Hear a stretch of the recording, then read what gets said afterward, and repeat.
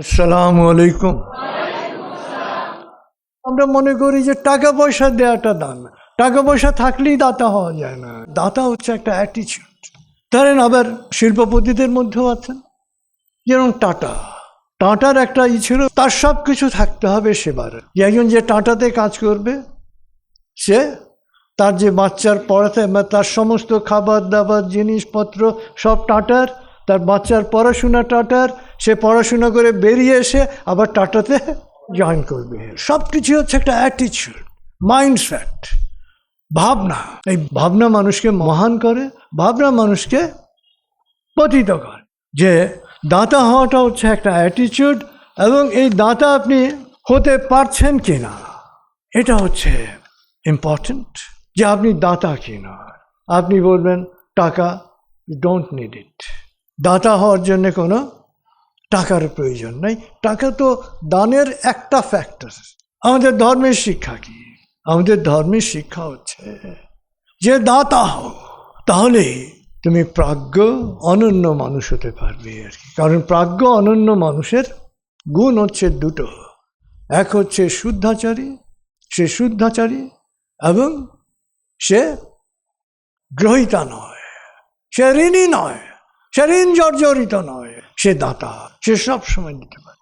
অর্থাৎ আরেকজনকে সাহায্য করতে পারার নাম হচ্ছে দাতা। সেই সাহায্যটা যে কোনোভাবে হতে পারে।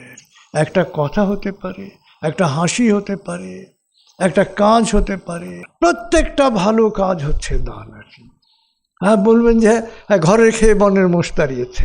আসলে যারা ঘরের খেয়ে বনের মোষ তাড়াতে পারেন নাই, তারা কেউ কোনোদিন বড় কিছু করতে পারবেন না। ঘরের খেয়ে যে বনের মোষ তাড়াতে পেরেছে, সে বড় কিছু করতে পেরেছে। আসলে অন্যের কল্যাণে যে কাজ করতে পারে না, অন্যের জন্য যে ভাবতে পারে না, সে কখনো বড় কিছু করতে পারে না। আপনার সমস্ত স্কিলকে আপনি সেবায় কখন রূপান্তরিত করতে পারবেন? All hard skill. আইনের জ্ঞান, এটা একটা হার্ড স্কিল, এটা ব্রেইনের তথ্যগত। এটা দিয়ে দুটোই করতে পারেন। আপনি একজন নিরপরাধ ব্যক্তিকে, ফাঁসির আসামি হয়ে গেছে, তাকে ফাঁসির মঞ্চ থেকে বাঁচিয়ে নিয়ে আসতে পারেন। আবার আপনি জানেন যে হচ্ছে ধর্ষক, এই ধর্ষককে আপনি আইনের হাত থেকে রক্ষা করতে পারেন। তাহলে প্রথম কাজটা কি হলো? সেবা হলো, দান হলো। আর দ্বিতীয় কাজটা অপরাধ হলো। অতএব জীবনের মূল স্কিল হচ্ছে সফট স্কিল, যেটা অ্যাটিচিউড, জীবন দৃষ্টি, এবং যেটাকে আমরা বলি মাইন্ডসেট করা, যে নিয়ত ঠিক করা। এটা হচ্ছে সবচেয়ে ইম্পর্টেন্ট। যখন আপনি দাতা হবেন, অকল্যাণের সমস্ত পথগুলো বন্ধ হয়ে যাবে। আপনার জীবনে অকল্যাণ থাকতে পারে না যখন আপনি দাতা হবেন। এবং দাতা হওয়ার জন্যে নিজের অর্থ দান করা যেরকম ইম্পর্টেন্ট। অর্থ দান করা মানেটা কি? নবীজি সাল্লাল্লাহু আলাইহি ওয়াসাল্লাম বলেছেন যে তোমার একটা খেজুর যদি থাকে, তার 1/4 হলেও দান করো। ধরেন আপনার 3টা রুটি আছে আজকে খাওয়ার জন্য। একজন ক্ষুধার্ত মানুষকে এই 3টা রুটি আপনি দিয়ে দিলেন। তার ক্ষুধার তাড়না দেখে, সে এত ক্ষুধার্ত, আপনি না খেয়ে থাকবেন। আপনি না খেয়ে থাকতে পারবেন না, খাবার আপনার আসবেই। দেখা গেল যে 3টা রুটি খেতেন, সেই জায়গায় বিরিয়ানি চলে এলো আপনার জন্য। বাস্তব সত্য, চোখে দেখা সত্য। কিন্তু জিনিসটা হতে হবে লোক দেখানোর জন্য না, জিনিসটা হতে হবে অন্তর থেকে। আপনার মায়া লেগেছে, লোকটা আহারে কয়দিন খায় নাই, এসে তাকে আপনি দিয়েছেন।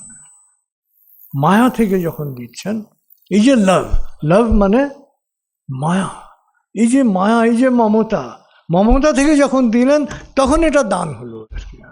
বিরক্তি সহকারে যখন দিলেন, নাথিং, ইটস নাথিং। প্রত্যেকটা ভালো কাজ, দান সংগ্রহের কাজ, দান বিতরণের কাজ, প্রত্যেকটাই হচ্ছে দান।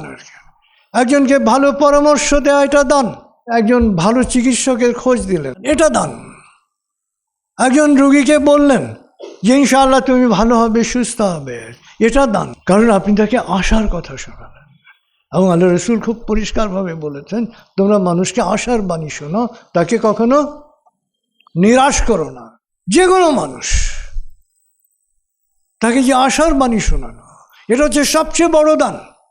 এবং একজন মানুষকে হতাশ করে দেওয়া, নিরাশ করে দেওয়া, এটা হচ্ছে সবচেয়ে বড় পাপ। যেটা শয়তান, খুচরা শয়তানগুলো খুব সুন্দরভাবে করে মানুষের ক্ষেত্রে।